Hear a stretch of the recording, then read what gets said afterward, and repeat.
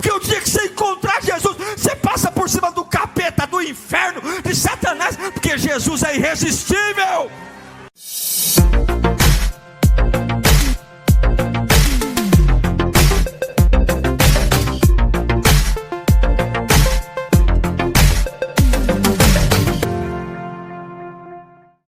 Quero que você abra sua Bíblia no Evangelho de Lucas, capítulo 14, verso 25. Lucas 14, 25.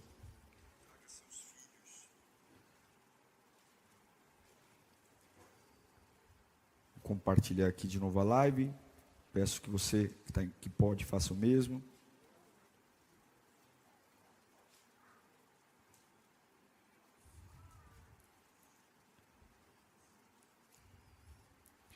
Diz assim: uma grande multidão ia acompanhando Jesus. Este, voltando-se para ela, disse, ele olha para a multidão e fala: se alguém vem a mim e ama seu pai, sua mãe, sua mulher, seus filhos, seus irmãos e irmãs, e até a sua própria vida, mais do que a mim, não pode ser meu discípulo. E aquele que não carrega a sua cruz e não me segue, não pode ser meu discípulo. Qual de vocês, se quiser construir uma torre, primeiro não se assenta, calcula o preço, para ver se tem dinheiro suficiente para completá-la? Pois se lançar o alicerce, e não for capaz de terminá-la, todos os que a virem, rirão dele, e dirão, ou dizendo, esse homem começou a construir, e não foi capaz de terminar. Vamos orar? Eu creio no poder da palavra, amém? Eu creio. Porém, remédio na mão não cura, tem que tomar. Essa palavra tem que entrar. Peça ao Espírito Santo. A Bíblia diz que a letra sem o Espírito é morta. Ouvir a palavra sem o Espírito Santo é mera informação. Mas com o Espírito Santo é vida. Pai, nós imploramos, fala conosco nesta noite, Senhor. Abre nossas mentes. Há um poder na palavra, há um poder no Evangelho, há um poder que nós nem conseguimos dimensionar, mas eu sei que esse poder, ele tem o tamanho do meu vazio. Esse poder tem o tamanho exato dos meus dilemas, das minhas dores. Fala conosco, Senhor, ensina-nos, não o que queremos, mas o que precisamos. Desperta a nossa alma, aquece, que nunca possamos nos tornar tão arrogantes ao ponto de não termos interesse em te ouvir. Fala conosco, bendito Pai, em nome de Jesus. Esta parábola de Lucas capítulo 14, aqui nós vamos ver uma série de parábolas. Ela foi contada numa viagem de Jesus, saindo da Galileia e indo em direção a Jerusalém. Essa viagem é a última viagem de Jesus, e ela ocupa um destaque muito grande, inclusive no próprio Evangelho de Lucas. É uma viagem extensa, longa. Existem muitos registros de ensinamentos de Jesus nesse trajeto. E uma coisa interessante é que nesse trajeto muita gente acompanhou Jesus. Muita gente. Uma multidão o seguia. Para onde ele ia, a multidão o seguia. Não tinha grandes dificuldades. Sabe, eu olho para essa multidão e a sensação que eu tenho é que é inegável que nos corações daquelas pessoas, eles queriam estar perto de Jesus. É inegável, está na cara, eles queriam estar onde Jesus estava, eles queriam entrar em Jerusalém. Havia um genuíno anseio de ver Jesus entrando em Jerusalém e finalmente estabelecendo o seu reino, seu domínio. Havia um desejo. Essa era a maior motivação dessas pessoas em acompanhá-lo nessa vagarosa jornada em direção à cidade do rei Davi, Jerusalém. E aí Jesus joga um balde de água fria. Ele despeja um balde de água fria, porque ele percebe que existe um afeto muito grande com aquele momento. Mas eles não estavam entendendo o propósito. Na cabeça de todos eles, ir para Jerusalém era Jesus lutar contra o Império Romano, barrar os impostos, trazer uma liberdade aos judeus. E Jesus nunca disse isso. As poucas vezes que ele faz uma menção ao Império Romano, ele diz: dai a Deus o que é de Deus e dai a César. Quem era César? O imperador romano. Dai a César o que é de César. Porque a maior libertação não era de impostos. A maior libertação era do pecado. Era do que nos escravizava. Eu vou dizer para você que o afeto é maravilhoso, mas hoje o afeto tem sido a perdição das igrejas. A gente aprendeu a romancear demais a vida cristã. Nos tornamos extremamente afetuosos, carentes, um olhando para o outro e esperando algo de alguém. E o grande problema dos afetos é que quando o meu afeto humano, ele não está bem, eu logo faço que isso interfira na minha relação com Deus. Você deve conhecer alguém que, porque as relações humanas não estavam boas, essa pessoa também rompeu com Deus. Você deve conhecer alguém que, quando não foi agradado por pessoas, transferiu essa indignação ou essa dor ao seu relacionamento com Deus. Infelizmente, eu afirmo a vocês, a qualidade do nosso relacionamento com Deus está tão pobre, tão pobre, tão pobre, que ela se tornou algo dependente de como está a minha qualidade de relacionamento com as pessoas. Eu estou bem com Deus quando estou bem com as pessoas. E quando eu estou mal com as pessoas, eu estou mal com Deus. Amizade é fundamental. Ter amigos, companhia, alguém para conversar. Mas não é a amizade que nos leva para o céu. A amizade não salva ninguém. Abraço não salva ninguém. Beijo não salva ninguém. Lembrar de você no WhatsApp não leva você para o céu. Te dar uma atenção não leva. Uma visita na sua casa não te leva para o céu. Se eu conseguir ter esse nível de afeto, glória a Deus. Mas eu não preciso de nada disso. Porque a salvação não tem nada a ver com alguém, tem tudo a ver com o meu crer. Mas nos tornamos tão pobres, tão pobres, tão pobres, que é isso que a gente pede. Não pedimos mais intimidade com Deus, comunhão com Deus, aprender a orar. O que nós cobramos é afeto. Eu quero ser amado, eu preciso ser amado, eu quero ser amado, eu preciso ser amado. E aí é complicado, porque amizade são fundamentais, mas ninguém precisa de amizade para ser salvo. Ninguém precisa de grupo de amigos para ser salvo. O que eu estou dizendo é que não é que isso não é importante, mas se eu tiver que escolher alguma coisa, a escolha é o propósito. Se eu conseguir ter as duas coisas, glória a Deus e aleluia. Mas o meu propósito não pode depender disso. De ter um grupo de amigos, de ser aceito, de fazer parte de uma panela, ou de não fazer parte, se vão com a minha cara, ou se não vão com a minha cara, se me dão oportunidade, ou se não me dão oportunidade, eu não estou nem aí, porque não é isso que me salva. E nós estamos correndo contra o tempo, porque Jesus está voltando. E a dica que tem é que ele virá como um ladrão. Ninguém sabe o dia, ninguém sabe a hora, ninguém sabe o momento. E já pensou se os afetos nos levarem para o inferno?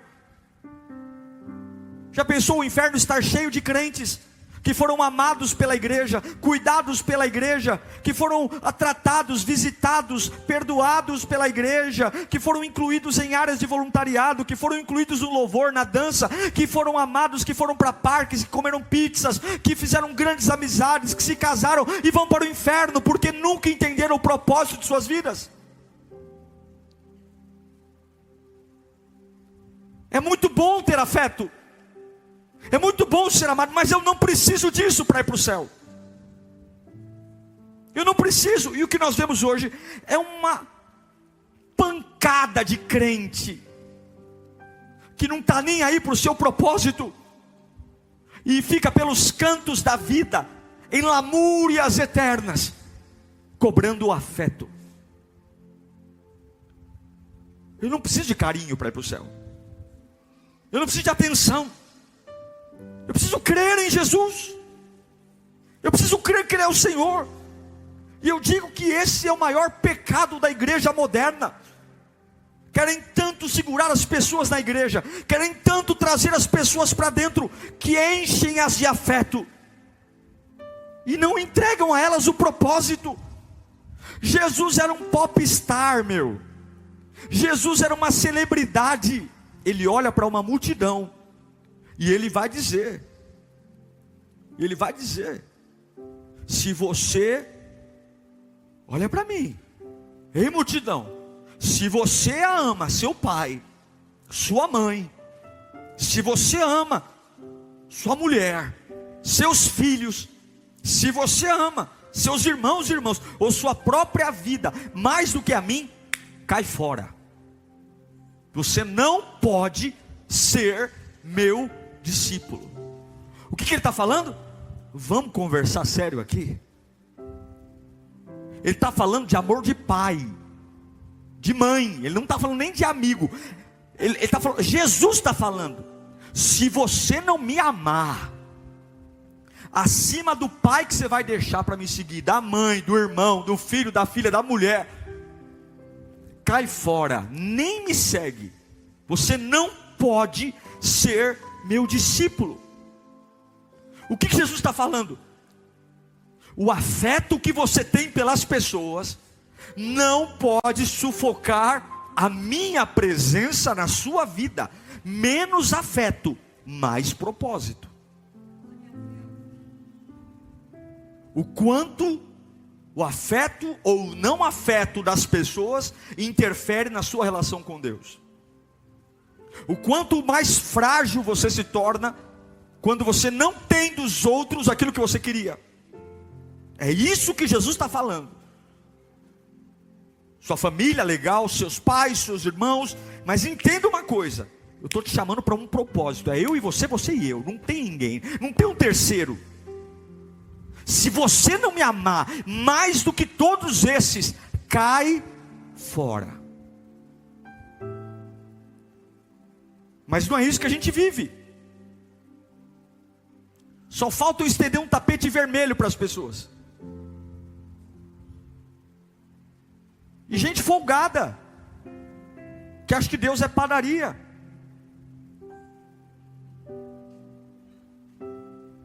Eu não vim para a igreja para ter amizade. Se der para ter amizade, glória a Deus e aleluia. Eu vim para a igreja para servir. E vim para a igreja para encontrar o meu Deus. O que eu estou querendo dizer é, não torne aquilo que não é importante mais importante do que aquilo que deveria ser importante. Pelo amor de Deus. Não ter afeto não nos levará para o céu. E eu tenho medo. Eu tenho medo de tomar decisões por pessoas.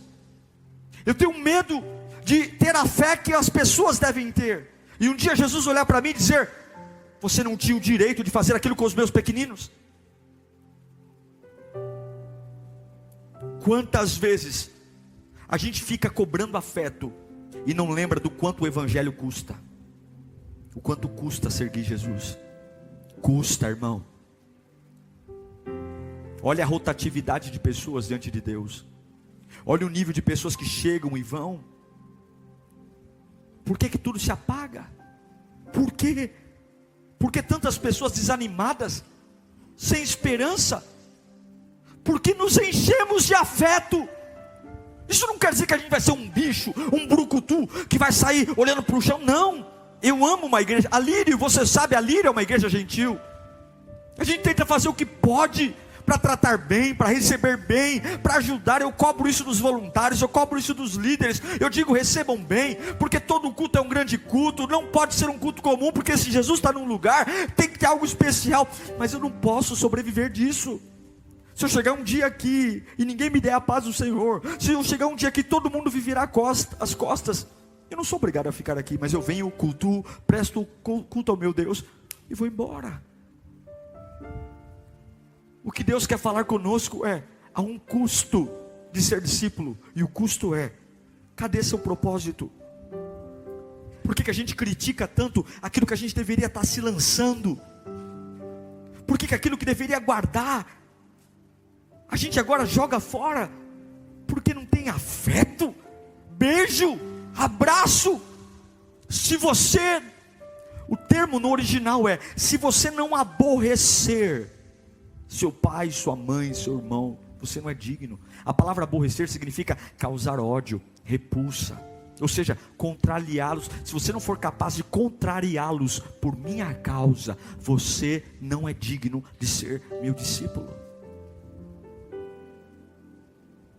Coloca Lucas 14:33. Da mesma forma, qualquer um de vocês que não renunciar a tudo o que possui, não pode ser meu discípulo. Tudo é um problema de expectativa. A gente chega diante de Deus com uma expectativa errada. É a mesma coisa, a gente compra um carro pensando muito mais no rolê do que nas 60 prestações que vão pagar. Não, né? A gente começa um namoro muito mais pensando nas carícias do que pensando em conhecer o outro, para ver se presta, se não presta. Como Jesus olha para uma multidão e fala: vocês estão pensando errado. Eu não vou reinar em Jerusalém como vocês acham. Eu não vou ser rei aqui nessa terra, nesse momento. Eu vou lá para ser morto. Eu vou lá para, vão me matar, vão me pisar, vão me humilhar. Vocês estão errados. E só aqueles que conseguem me amar mais do que os afetos humanos vão aguentar o tranco de me seguir. Quando Jesus pisa em Jerusalém, ao domingo de Ramos, já ouviu falar do domingo de Ramos? A igreja católica celebra. Toda uma cidade para, levanta os ramos, e Jesus entra em Jerusalém montado num jumentinho, e todo mundo celebra. Uma semana depois, ele está morto. E cadê esse povo? Cadê esse povo que não foi à na cruz?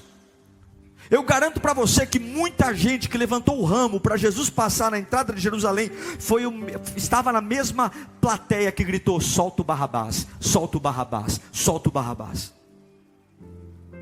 Porque nós erramos na expectativa. Eu sei que todos nós estamos aqui, e se eu te der um caderno, dizer: irmão, anota aqui para mim tudo o que está acontecendo na sua vida, e você vai dizer: pastor, olha, é isso, é isso, é isso, e nós respondemos ao que fazem com a gente. Os buracos da nossa alma é fruto da nossa jornada. Alguns estão carentes de amor, outros estão carentes de atenção, outros estão carentes de dinheiro, outros estão carentes de autoafirmação, outros estão com problemas emocionais. Nós somos uma bagunça ambulante. Eu sou uma bagunça, você é uma bagunça, nós somos uma bagunça. É uma mistura de coisas que a gente fez com coisas que fizeram com a gente. A gente não chega vazio aqui na igreja, ninguém chega vazio. Carregamos um monte de coisa, é uma colcha de retalhos, cada uma de uma cor, cada uma de um ano, de uma época, de uma fase. E aí a gente chega aqui olhando para Jesus dizendo: está aqui as minhas expectativas. É isso que eu preciso que o Senhor faça para eu ser feliz. Então aquele que se sente mal amado, ele quer amor, ele quer afeto. Aquele que foi abandonado por pessoas, traído pelo marido, pela esposa, ele não quer mais nenhum tipo de desconfiança. Então ele quer ser paparicado, cuidado. Aquele que por alguma razão foi largado pelo pai e pela mãe, e ele quer agora que vê pessoas como pai, como mãe. Ele quer projetar na igreja a necessidade das suas carências. E igreja não é para isso. Igreja é para você encontrar tua essência que nasceu no coração de Deus. A igreja não é para você ficar bem na terra, a igreja é para você ficar bem no céu. por tabela as demais coisas vos serão acrescentadas. Mas em primeiro lugar, buscai o reino de Deus. Mas nós sofremos por conta do afeto. Jesus nunca disse que Ele não vai atender a sua expectativa, mas o primeiro compromisso é com a expectativa dEle. E Ele está mostrando: olha, vocês estão me seguindo, tem carrinho de pipoca, tem carrinho de algodão doce, vocês estão numa alegria tremenda, mas eu quero dizer para vocês, não tem nada disso, gente. Eu vou morrer. E aí Ele conta uma parábola. Ele fala: olha, pensa o seguinte, pensa num fazendeiro que quer construir uma torre. Olha como Jesus é maravilhoso. Ele conta uma história para a gente. Nós somos meio devagar. Ele conta a história para a gente entender. Pensa num fazendeiro que ele tem uma ideia: eu vou construir uma torre, e essa torre é seguir Jesus, tá? Eu vou construir uma torre. Só que antes de construir a torre, o que ele tem que fazer? Ele pega papel, caneta, calculadora, e ele vai calcular quanto custa para construir a torre. E logo depois de descobrir quanto custa, ele tem que saber se ele tem dinheiro. Se quanto custa, ele tem recurso. Porque se ele começar a construir sem ter certeza que ele tem um recurso, aquilo que valorizaria a propriedade dele. Na época, os fazendeiros construíam torres para valorizar suas terras. Colocavam ferramentas, colocavam o fruto da colheita. Então uma propriedade valia 3, 4 vezes mais que tinha uma torre. Porém, uma torre inacabada produzia efeito contrário. Ninguém queria uma fazenda com uma torre inacabada, uma torre em ruínas. Então o que Jesus está falando? Antes de vocês começarem a abrir essa bocona cheia de dente, dando esse sorriso maravilhoso, dizendo: eu sou um seguidor de Jesus, agora eu vou. Sentem e calculem o que eu peço a vocês, e vejam se vocês têm grana suficiente para bancar. E o que eu peço é: se vocês não amarem a mim mais do que seu pai, sua mãe, sua mulher, seus filhos, vocês não têm grana para me seguir. Voltem para casa, mas não digam que são meus discípulos. Eu pergunto a você: em que nível está a sua relação com Deus? O quanto de afeto você precisa por seu propósito estar vivo? O quanto?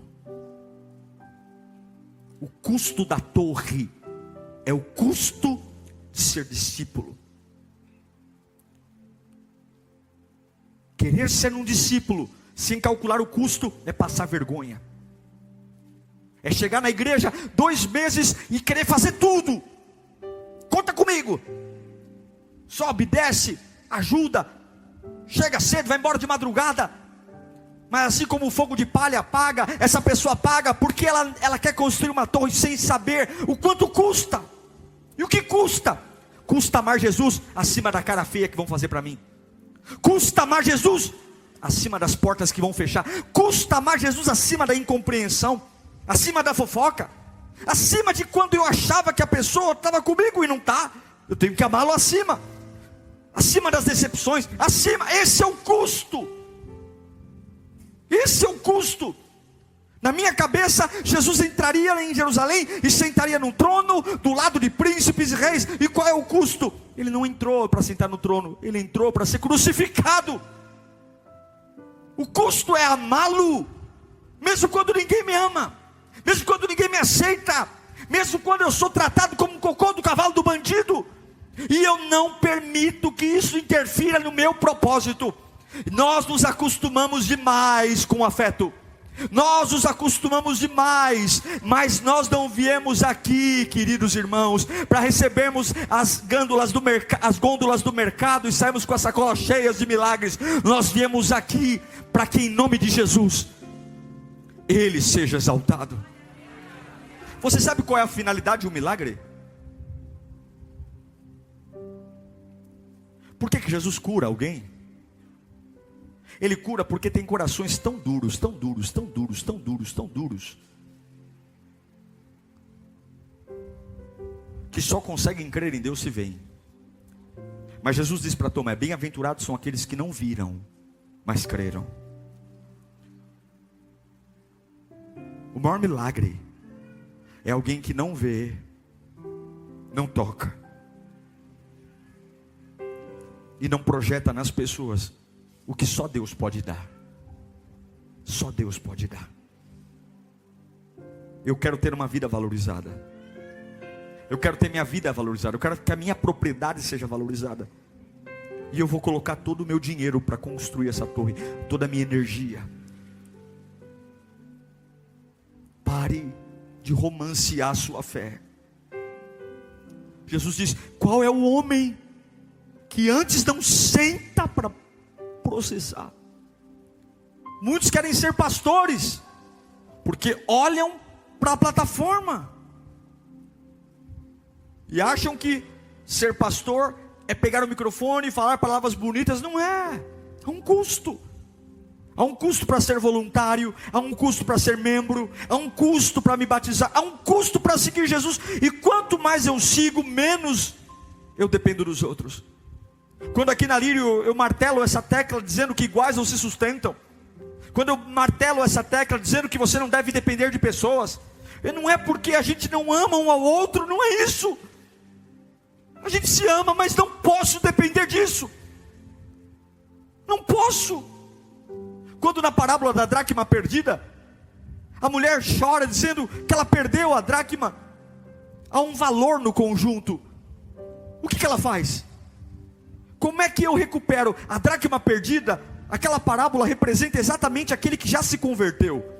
Aquele que se converteu, que um dia teve tudo completo, as 10 moedinhas da dracma, mas agora perdeu e não é bonito um colar quando você vê que falta alguma coisa, porque a beleza está na completude, a beleza está no conjunto. O que ela faz? A Bíblia diz que ela fecha a porta, ela não chama ninguém, ela fecha a porta e ela pega a vassoura, e ela começa a varrer a casa e achar o que perdeu. A parábola do filho pródigo fala do desviado, o camarada que foi, e ele tem que voltar sozinho. A parábola da ovelha perdida fala do crente, que é a ovelha, mas não consegue vir, não é porque está rebelde, não consegue voltar, porque não consegue, porque não tem recurso, porque está doente, e aí o pastor vai buscar. E a dracma perdida fala do crente, que ainda é crente, mas está apagado, está morto, está morrendo, está agonizando, está desmaiado. Eu preciso de um gabinete com o pastor, eu preciso de uma conversa, eu preciso de um encontro com Deus. Você precisa fechar a porta, pegar uma vassoura e varrer a tua casa, porque o que você perdeu está em você. A hora que ela encontrou a dracma perdida, aí sim ela foi para o mundo e disse: ó, achei. O quanto de afeto. E aqui eu quero dizer 3 coisas que são sua responsabilidade. Se você puder, anote isso. Anote o que eu vou dizer. Como é que eu vivo por um propósito e não por afeto? Primeira coisa, a escolha é sua. Escreva: a escolha é sua. É você que escolhe a sua vida. Jesus diz em Lucas 14, 27, é aquele que não carrega a sua cruz e não me segue, não pode. Não é vocês, é aquele que não carrega, é você que escolhe. Eu escolho estar na presença de Deus, eu escolho sair da presença de Deus, eu escolho desviar, eu escolho não desviar, eu escolho vencer a circunstância, eu escolho ser vencido pela circunstância, eu escolho renunciar tudo por amor a Cristo, ou eu escolho negociar minha fé, eu escolho ser moldado por Deus, ou eu decido permanecer teimoso, chato e crítico. A escolha é sua. Pegue sua cruz e siga-me. É a sua escolha. Mas quem vai comigo? Quem vai com você? Pegue sua cruz e siga-me. Mas pastor, eu não tenho apoio. Não tem outro. Quer torcida organizada para carregar a cruz? Quer fã-clube? Quer tiete? Pegue sua cruz e siga-me. Confia em mim. Confia em mim. Confia. Mas só sobrou eu, pastor. Confie. Eu amo Deuteronômio 30, 19, porque isso é como um tapa na minha cara, quando fica aquelas pessoas romanceando, dizendo: eu não tive escolha. Deuteronômio 30, 19 diz: hoje invoco os céus e a terra como testemunha contra vocês. de que coloquei diante de vocês, o quê? A vida e a morte. Deus está dizendo, todos nós teremos sempre duas escolhas. Eu estou num beco sem saída, mentira. Eu estou numa fase que não tem, mentira. Eu invoco como testemunhas o céu e a terra, a vida e a morte, a bênção e a maldição. Agora escolham, qual é o desejo de Deus? Escolham a vida, para que você e seus filhos vivam. A escolha é sua. Se você e eu dobrar o joelho e falar, ai Senhor, é o Adão, ai Senhor, eu comi a fruta porque Eva, Deus vai dizer, cala a tua boca. Você acha que eu sou otário? Você acha que eu sou trouxa? Te dei livre-arbítrio, rapaz. Coloco a bênção, a escolha é sua. Eu tô me esfriando por causa do fulano. Você está se esfriando porque você é um frouxo. Você está se esfriando porque você não tem propósito com Deus. Você está se esfriando porque você encontrou a igreja, encontrou pastor, encontrou amigo, encontrou colega, encontrou namorada, encontrou tio, primo, tia, encontrou dinheiro, encontrou curso, mas não encontrou Jesus. Porque o dia que você encontrar Jesus, você passa por cima do capeta, do inferno, de Satanás, porque Jesus é irresistível, Jesus é maravilhoso, Jesus é fiel, Jesus é eterno, Jesus é o Pai das luzes, Jesus é o que há de melhor. A escolha é sua. Desde quando terminou meu relacionamento, desde quando eu terminei com aquela pessoa, eu nunca mais senti a presença de Deus. Toma vergonha na tua cara. Então quer dizer que se Jesus, para estar em você, você tem que estar namorando, dando as bitoquinhas? Desde quando eu fui mandado embora daquela empresa, eu me perdi na vida. Pelo amor de Deus, menos afeto, menos frescura, mais propósito. Confio no meu Deus. Está diferente do que eu imaginava, está diferente do que eu esperava. Mas eu não tenho problema em amar Deus mais do que minha mãe, meu pai, meu irmão, meu tio, minha tia, meu primo, meu dinheiro, porque eu quero ser um discípulo de Jesus. A escolha é sua. 2. Você é o que você faz repetidamente. Você é o que você faz repetidamente. Jesus diz em Lucas 14, 29: pois se lançar o alicerce e não for capaz de terminá-la, todos rirão dele.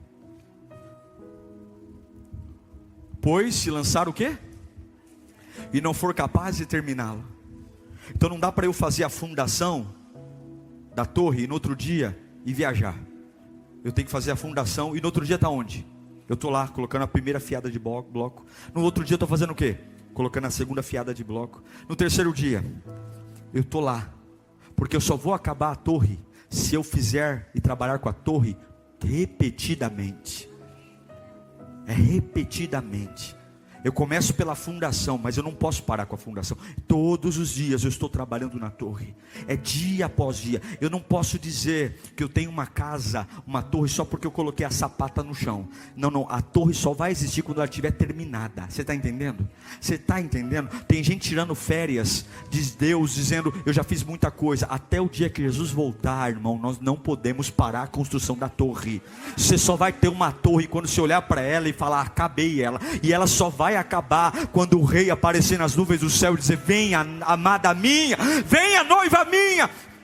Eu não posso dizer que sou discípulo de Jesus por meia dúzia de atividade que eu faço. Eu não posso dizer que sou discípulo de Jesus porque eu frequento a igreja. Eu tenho que ser discípulo de Jesus porque repetidamente, todos os dias, eu continuo construindo a torre. Todos os dias eu sou um seguidor de Jesus. Eu tenho uma disciplina. Eu faço quando tenho vontade, eu faço quando não tenho vontade. Eu ponho os tijolos quando chove, eu ponho os tijolos quando está sol, eu ponho os tijolos quando neva. Eu não preciso da opinião das pessoas. Tem dia que vai ter alguém me ajudando pôr tijolo, tem dia que todo mundo vai dar um migué e não vai aparecer, e eu vou continuar colocando o tijolo, porque eu sou o que eu faço repetidamente. Comece a ter disciplina. Quer viver por propósito? Tenha disciplina. Você é o que você faz repetidamente.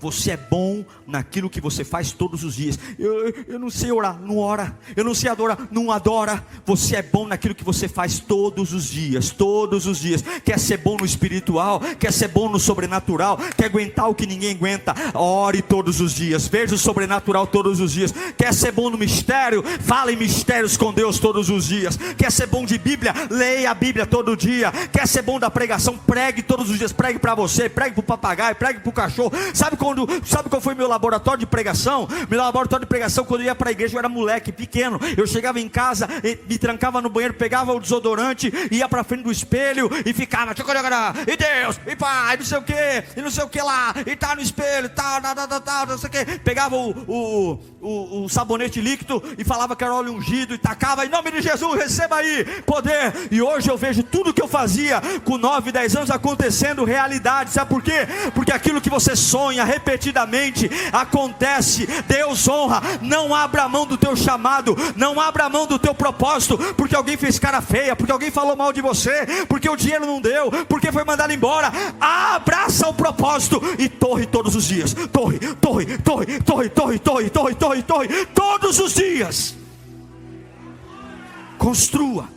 Não tira a mão da torre, porque vão rir de você.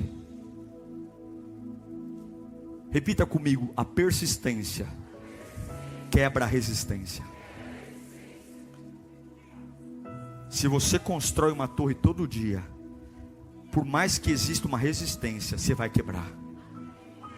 Agora, se você tira férias, a resistência se apodera. A persistência quebra a resistência. Água mole, pedra dura, tanto bate até que fura. A resistência, a persistência. Eu estou construindo uma torre. Quando eu comecei a fazer o alicerce, tinha 30 comigo. Hoje tem 15. E amanhã eu acho que vai até piorar. Mas eu vou fazer todos os dias. Terceiro, escreva: você tem que fazer e pronto. Você tem que fazer e pronto. Jesus diz em Lucas 14:34: o sal é bom, mas se ele perder o sabor, como restaurá-lo? Não serve nem para o solo, nem para o adubo, e é jogado. Aquele que tem ouvidos ouça. Ou seja, fica a dica. Ou seja, ser crente é bom, me seguir é bom, mas se não cumprir o propósito de salgar, não serve para nada. É legal carregar uma Bíblia, é legal vir para a igreja, é legal você cantar no coral, é legal você cantar no louvor, é legal você pregar o evangelho, legal. Mas se você não for meu discípulo, se você não tiver o custo, você não serve para nada, nem para jogar no chão. Seja discípulo e pronto. Eu tenho que fazer. Você nasceu para ser de Jesus, e nenhuma outra opção é válida. Fala comigo: eu nasci para ser de Jesus. Nenhuma outra opção é válida. Nenhuma outra. Não senta para conversar. Corta assunto. Quando tocar no teu propósito, nem quero ouvir. Eu só nasci para ser de Jesus. É o que eu tenho que fazer. Mas moça, você não está entendendo. Você chegou na igreja ganhando 10 mil. Você se converteu e ganha 1.000. 9 mil voou. Está errado, sai da igreja. Cala a tua boca, Satanás. Eu nasci para ser de Jesus e pronto. Você tem que fazer e pronto.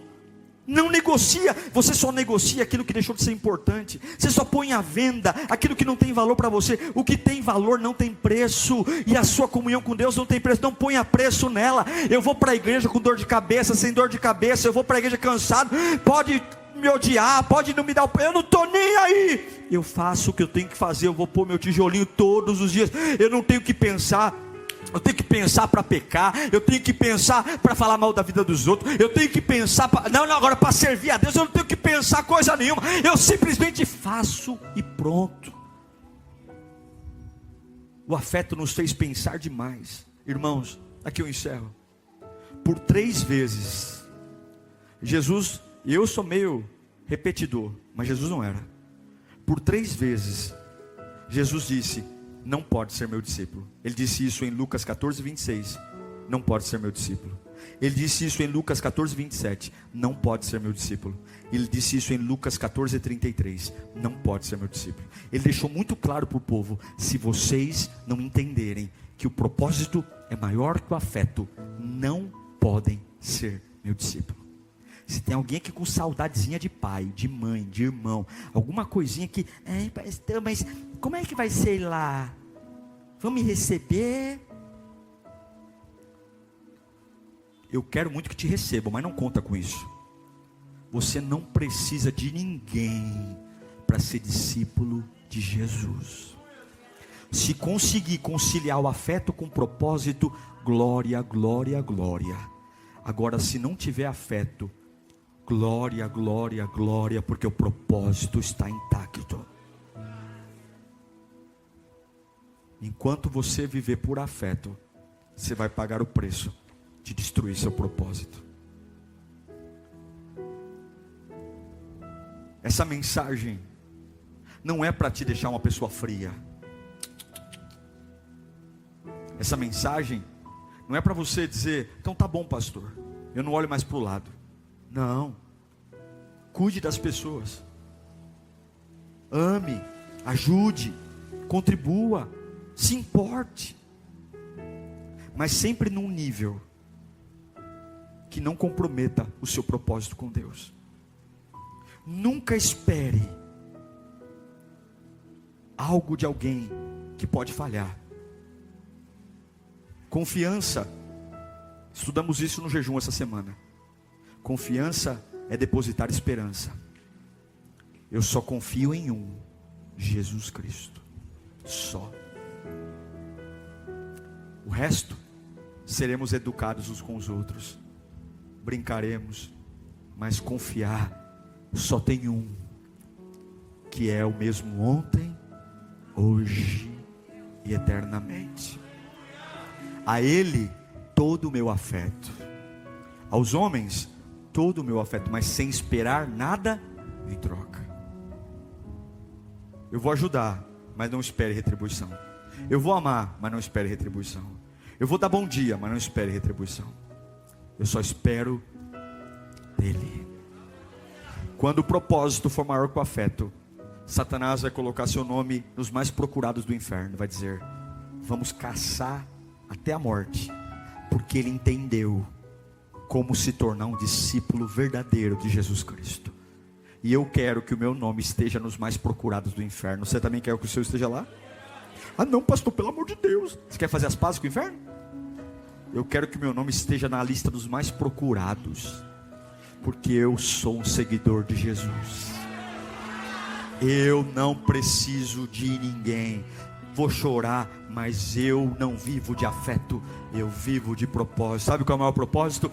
Porque Deus amou o mundo de tal maneira que deu o seu único filho, para que todo aquele que nele crê não pereça, mas tenha a vida eterna.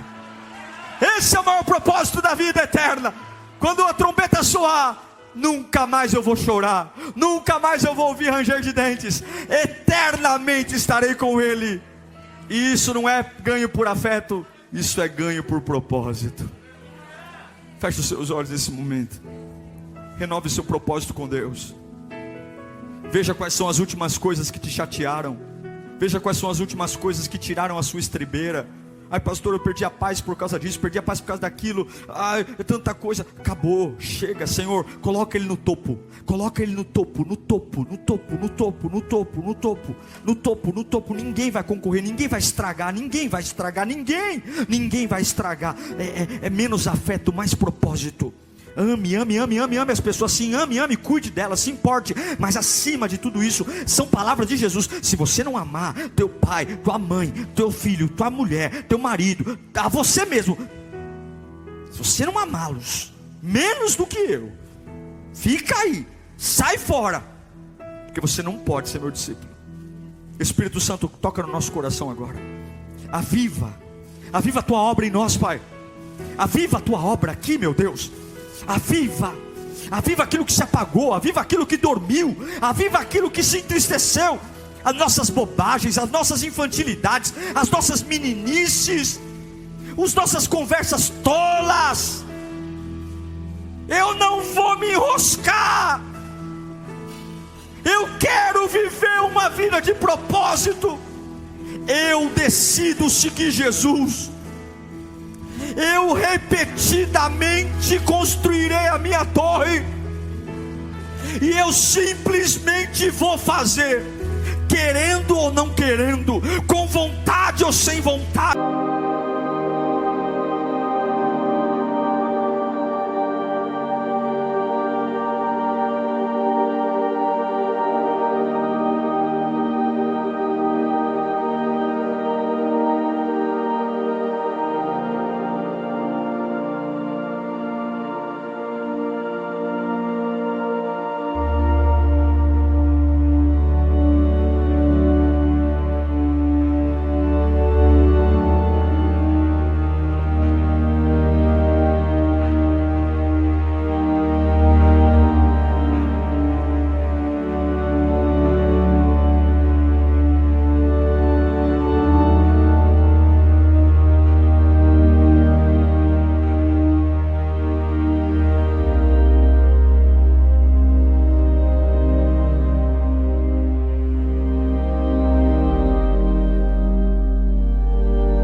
Com saúde ou sem saúde, com dinheiro ou sem dinheiro, com apoio ou sem apoio, de carro, de ônibus, de Uber, a pé, eu vou fazer, no hospital, no parque, eu não vou abrir mão do propósito, porque o que me salva não é afeto, não é onde eu moro, não é com quem eu moro, não é onde eu trabalho, com quem eu trabalho, não é quanto eu ganho, não é onde eu ganho, com o que eu compro. O que me salva é crer no Senhor Jesus e será salvo.